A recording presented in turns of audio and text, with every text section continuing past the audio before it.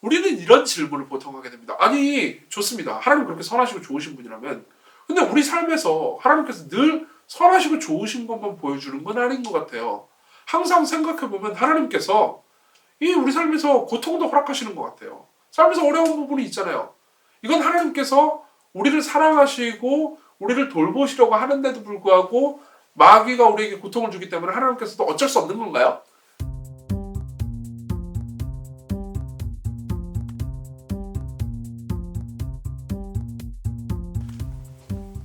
안녕하세요. 시범교회 이정규 목사입니다. 오늘은 지난주에 이어서요. 뉴시티 교리문답 2문을 생각해 보도록 하겠습니다. 먼저 2문을 좀 읽어보도록 할게요. 2문입니다. 하나님은 어떤 분이십니까? 답입니다. 하나님은 모든 사람과 모든 것을 지으시고 보호하시는 분입니다. 그분의 능력과 완전함, 선하심, 영광, 지혜, 공의, 진리는 영원하고 무한하며 변함이 없습니다. 모든 것은 그분으로 말미암아 그분의 뜻을 따라 일어납니다. 이렇게 말하고 있습니다. 자, 이게 2문이고요. 그리고 이 2문을 좀 이해하기 위해서는 1문을 다시 한번 읽어볼 필요가 있거든요. 1문을 다시 한번 좀 읽어드릴게요. 1문입니다. 사나 죽으나 우리의 유일한 희망은 무엇입니까? 답입니다. 우리는 우리 자신에게 속한 것이 아니며 육체와 영혼, 삶과 죽음 모두 하나님과 우리 구주 예수 그리스도께 속한 것이라는 사실입니다. 이게 1문입니다. 자, 1문 지난 시간 기억나시나요? 우리가 우리의 것이 아니고 하나님과 우리 구주 예수 그리스도께 속한 것이 우리의 희망이랍니다. 그럼 이제 우리는 물어볼 수 있죠. 아니, 내가 내 게 아니라는데, 하나님의 것이라는데, 도대체 하나님이 어떤 분이시길래 그게 희망이 되는가? 이런 질문을 가져볼 수가 있습니다. 만약 생각해 보십시오. 내가 내 게 아니에요. 그런데 남의 것도 아닙니다. 근데 하나님의 것이래요. 근데 하나님이 폭군이라고 생각해 보십시오. 그럼 절망이죠. 그렇죠? 여러분들의 주인이 나쁜 사람이라면 우리는 고통스럽습니다. 아니, 주인까지 갈 것도 없어요. 여러분들이 다니는 회사의 사장님이 나쁜 사람이라고 해서 우리는 고통스럽죠. 그렇죠? 같이 살아가는 가족이라면 어떨까요? 더 고통스럽죠. 그죠? 근데 내가 내 게 아니고 하나님과 그리스도의 것이라는데 하나님이 나쁜 분이면 우리 진짜 고통스러울 겁니다. 그죠? 그래서 하나님이 어떤 분이신지 아는 게 중요한 겁니다. 그래서 이문은 뭐라고 그러냐면 이렇게 내가 내 게 아니고 하나님과 그리스도의 것인데 그 하나님, 나를 소유하고 있는 그분이 어떤 분입니까? 이렇게 물어봄으로써 위로를 그리고 희망을 또다시 발견하려고 하는 거죠. 그러니까 뉴시티 교리문답 전체를 꿰뚫고 있는 주제 혹은 전체를 꿰뚫고 있는 이 키워드가 있다면 희망입니다. 그렇죠? 우리는 이 모든 교리들을 통해서 희망을 발견할 수 있는 거예요. 자, 그러면은 하나님은 어떤 분입니까? 쭉 읽긴 했는데 이 쭉 읽은 내용을 세 가지로 간추려 요약할 수 있습니다. 첫 번째로는 하나님은 모든 것을 창조하시고 보존하시는 분이라는 거고요. 두 번째로는 영원하고 무한하며 변함이 없으신 분이라는 것. 그리고 세 번째로는 모든 것을 다스리시고 섭리하시는 분이라는 것. 이 세 가지로, 세 파트로 이제 우리가 살펴보도록 하겠습니다. 세 파트로. 자, 첫 번째입니다. 하나님은 모든 사람과 모든 것을 지으시고 보호하시는 분입니다. 우리가 우리에게 속한 게 아니고 하나님께 속했다고 그랬죠? 근데 그 하나님이 어떤 분이냐? 좋은 분이라는 거예요. 모든 것을 지으셨습니다. 우리 모든 걸 만드신 분이에요. 창조주입니다.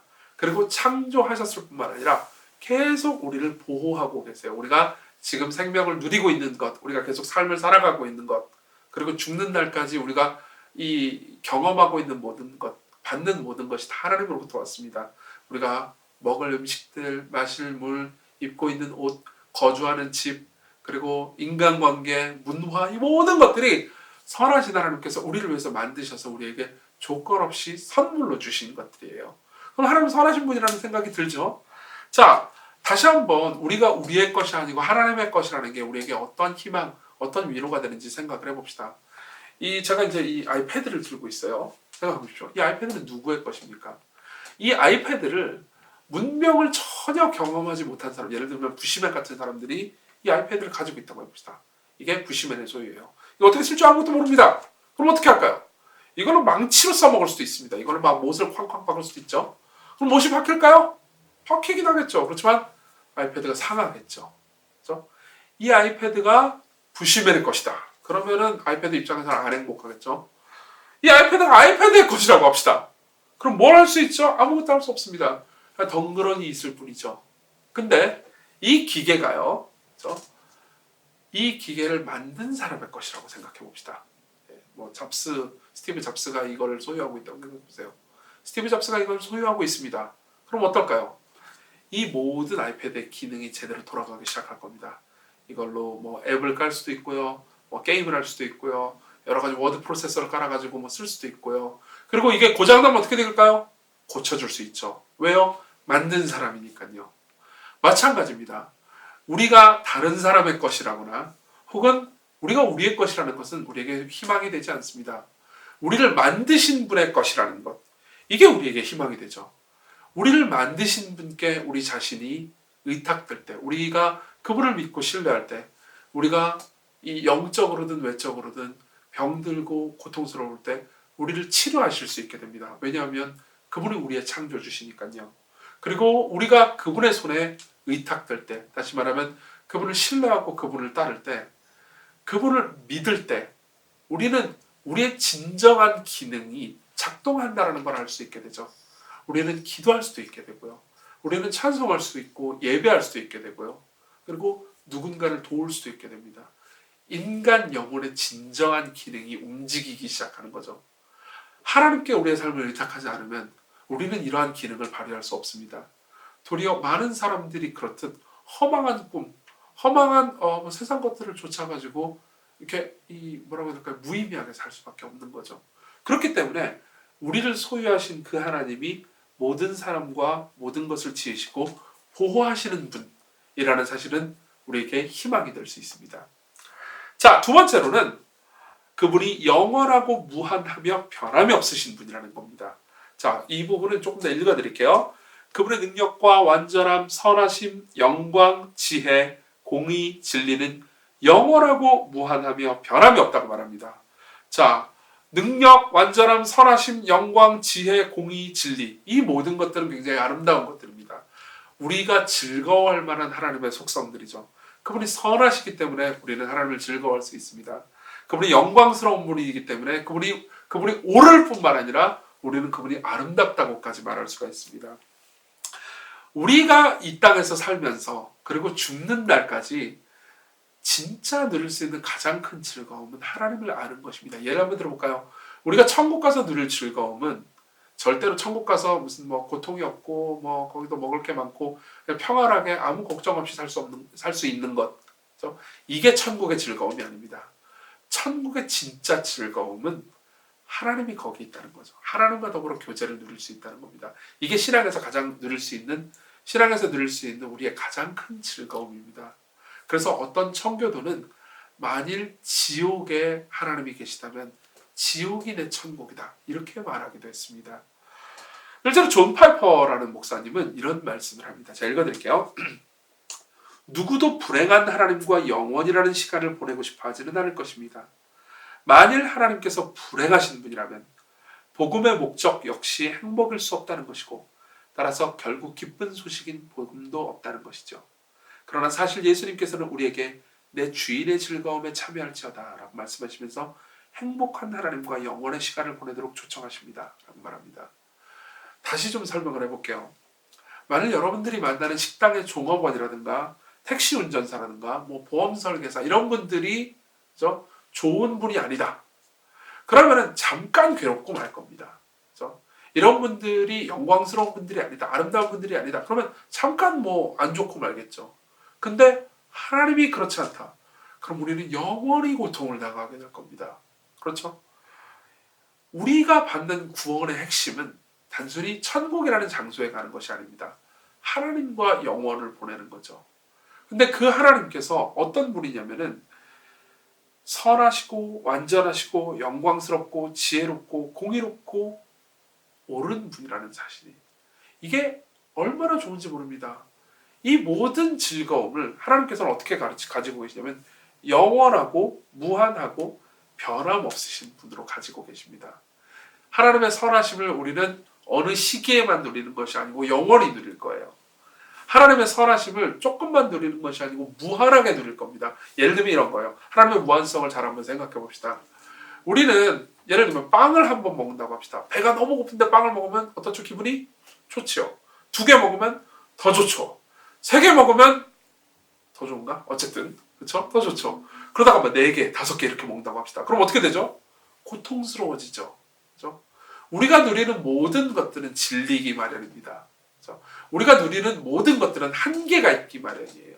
근데 하나님은 그렇지 않습니다. 하나님은 무한하신 분이에요. 우리가 영원이라는 시간에 걸쳐서 그분을 알아간다고 해도 우리는 결코 그분을 다 알 수가 없습니다. 그렇죠? 근데 재밌는 게 뭔지 아세요? 천국에서 우리가 하나님을 알아갈 때, 아니 지금도 마찬가지입니다. 우리가 하나님을 알아가잖아요. 그러면은 하나님을 내가 한 뭐 천국에 100만 년 살았더니 여기도 지루하다 이런 일은 없습니다. 천국에서는 언제나 기쁨이 배가 됩니다. 어제보다는 오늘, 오늘보다는 내일, 내일보다는 그 다음날 우리는 더 기쁘고 더 기쁘고 더 기쁠 겁니다. 그러한 영원한 무한함이 있습니다. 그분은 이 모든 것들을 영원히 우리에게 공급해 주실 뿐만 아니라 우리가 그분이 너무 무한하기 때문에 영원이라는 시간에 걸쳐서 알아도 그분을 다 알 수가 없어요. 이게 얼마나 좋은 소식인가요? 너무너무너무 재미있는 드라마가 끝이 없어요. 근데 가면 갈수록 더 재밌습니다. 얼마나 재밌겠어요? 그죠? 그런데 갖다가 변함이 없으십니다. 그분이 선하시다가 악하시다가 지혜롭다가 좀 무지하다가 이렇게 되는 게 아닙니다. 우리는 그렇게 되죠. 그죠? 아주 지혜로운 사람도 나이가 들면서 총명이 흐려집니다. 아주 강인한 농구 선수도요. 시간이 지나면서 육체가 연약해지고 은퇴하게 되죠. 그렇지만 하나님은 변함이 없으십니다. 그게 우리의 희망이 되지 않겠습니까? 자, 그리고 세 번째입니다. 세 번째, 그분은 어떤 분입니까?